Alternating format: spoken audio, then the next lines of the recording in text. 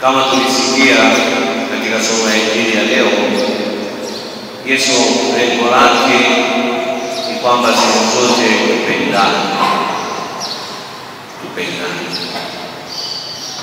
Na lengo kubwa ya Yesu Kristo kufika hapa duniani ni kuonyesha kwamba Mungu ni upendo. Kuna wakati mmoja Baba Mtakatifu Benedikto aliandika ile barua Deo Caritas Est, Mungu upendo. Mambo yote inaweza kufanyika pale ambapo kuna upendo. Sisi tunaona kwamba wale ambao wamefanya au tumepata kwa bahati mbaya tatizo fulani na tulikuwa katika mateso, basi tulikuwa tunaona kwamba kila kitu kilikuwa kama ina ugumu katika maisha yetu. Lakini pale ambapo tumeweza kupata faraja na kuona kwamba Mungu hajatuacha bali yuko pamoja nasi, tuliweza kuinuka na kuendelea katika safari yetu. Kwa nini Mama Kanisa imeweka siku ya leo? Kwa nini ambao mmefanya uzoefu ya mateso na unaendelea katika mateso? Kwa kutuonyesha kwamba hata Yesu Kristo mwenyewe katika kazi ya kutuokoa sisi wanadamu na kutuokoa alipata mateso makali. Mtu anaweza kuingia katika shida fulani na anaanza kukata tamaa hadi imani yake inaweza kufia. Mtu ambaye kwa muda alikuwa anakuja kanisani, alikuwa anashiriki kikamilifu sakramenti ya Ekaristi Takatifu na sakramenti nyingine, lakini inapopata shida basi hapa hata imani inaanza kufia. Lakini kanisa linatualika kuimani kama ujumbe wa Kwaresma ya hiyo mwaka 2025 ambao Baba Askofu alituma hiyo ujumbe wa Kwaresma, simameni imara katika imani. Sisi kama Wakristo, hata pale ambapo tunapata mateso, ni lazima ya mateso tuungane na ile mateso ya Yesu Kristo. Ni sehemu ya kwanza ya uponyaji maisha yetu. Ni sehemu ya kwanza ya kuona kwamba tutaweza na tutaendelea hata pale ambapo mambo yanatuweka kali katika mabega zetu. Nina imani kwamba kila moja katika hiyo mateso anaweza kuonja huruma na upendo ya wale ambao wanakaa karibu na sisi na wale ambao wanatusaidia. Tunaweza kuona kwamba tunayepata mgonjwa nyumbani alafu tunamwacha hata bila kumwona. Leo ni yeye, kesho ni wewe. Tukumbuke kwamba sisi tuko katika safari na tuko hapa duniani. Yesu alikuwa na huruma sana kwa wale watu walikuwa wanakutana katika safari yake. Lakini lengo kubwa, Yesu alikuwa akisaidia wale ambao walikuwa naomba msaada hata ya uponyaji. Ilikuwa na lengo la imani. Lakini kwa imani inapeleka mtu kuwa na matumaini, kwa sababu lengo kubwa letu ambao tumebatizwa ni kufika mbinguni. Hata maumivu au au mateso zinaweza kupungua pale ambapo tunatazama Yesu Kristo pale msalabani. Naongea kwa sababu mambo hayo, kwa sababu ya kwanza mimi katika safari yangu pale ambapo nilikuta na hasa matatizo hayo, na pale ambapo nilisikia kwamba nitaishi miezi mitano.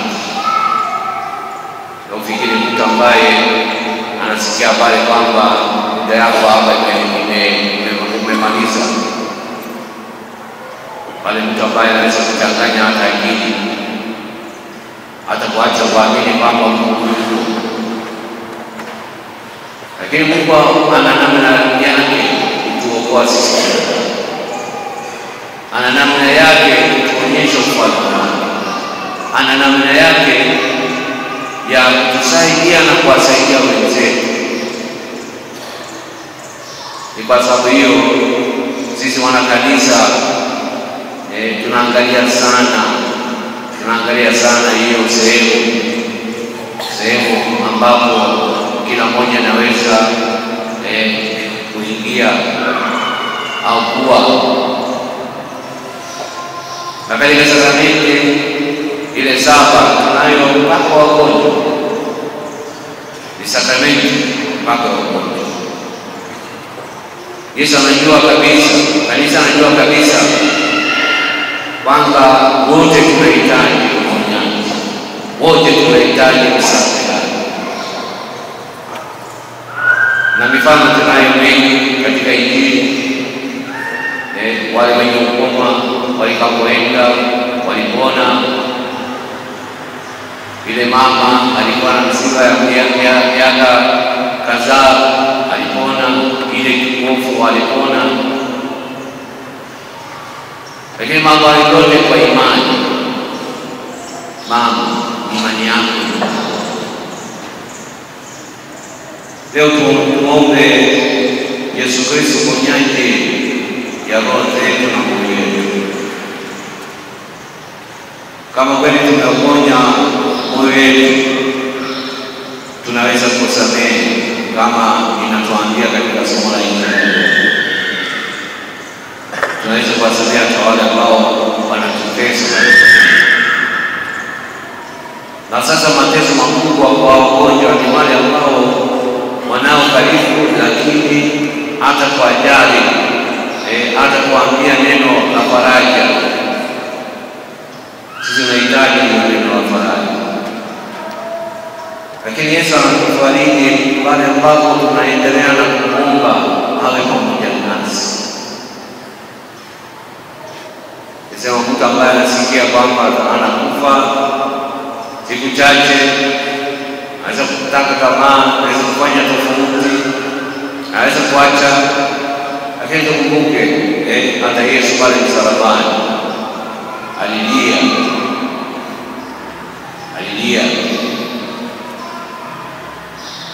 Mungu wangu, mbona umeniacha?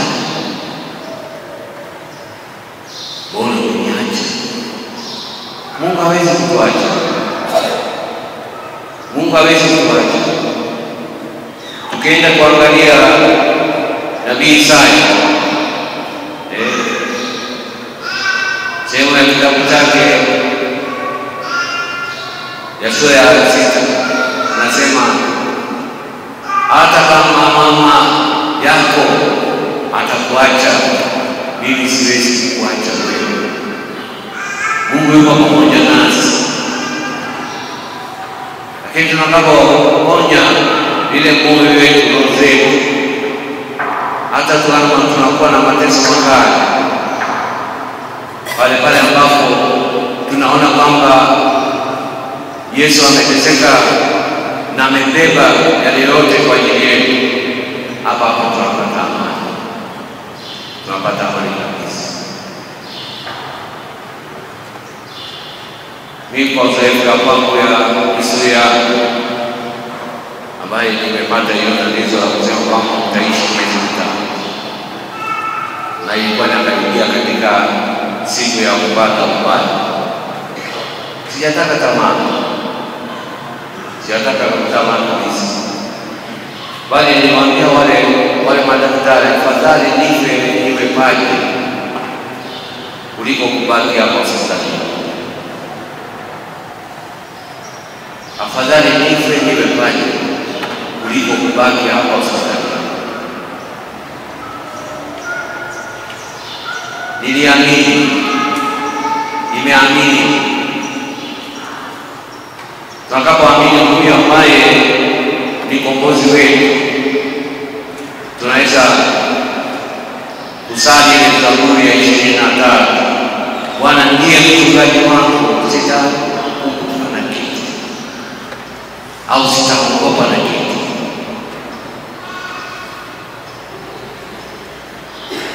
Na ni kweli ndivyo ilivyokuwa katika hiyo safari yangu. Nikiona siku ile ya upadre na wale madaktari walikuwa wamekuja kuangalia itakuwaje, na baadaye walikapokuja kunipongeza, walianza kuniangalia na kusema, mbona tunaona uso wako ni kama una afya, uso wako imekuwa mzuri namna hiyo. Na mimi nilijibu, ninyi hamjui kwamba Roho Mtakatifu anaweza kutenda na kufanya mambo yote?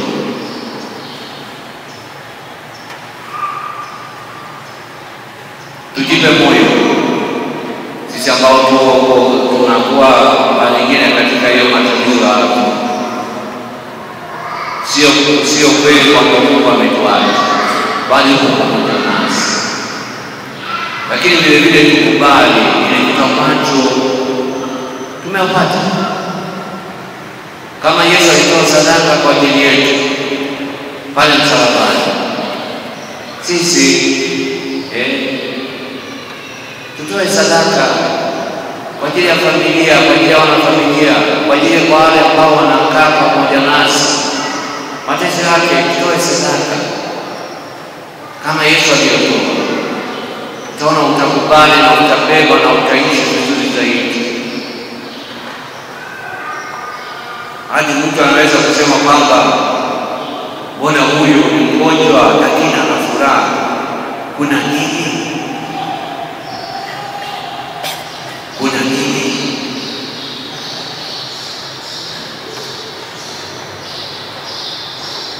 Sio kweli kwamba mtu anapokuwa katika mateso au matatizo hana furaha. Furaha inakuja. Hata kama una mateso, furaha inakuja. Ninyi wakina mama mnajua, siku ya kuzaa unapata uchungu, lakini unapomaliza ile uchungu unakuja furaha. Na ndivyo ilivyo maisha. Tushukuru Mwenyezi Mungu kwa kuendelea kuwa pamoja nasi. Nami naombea kila mmoja ambaye leo amekuja hapa, mwenye afya na sio afya, mwenye tatizo na sio tatizo, ili mkarudi nyumbani kwa amani na muweze kuanza maisha mapya kuanzia leo. Tumsifu Yesu Kristo.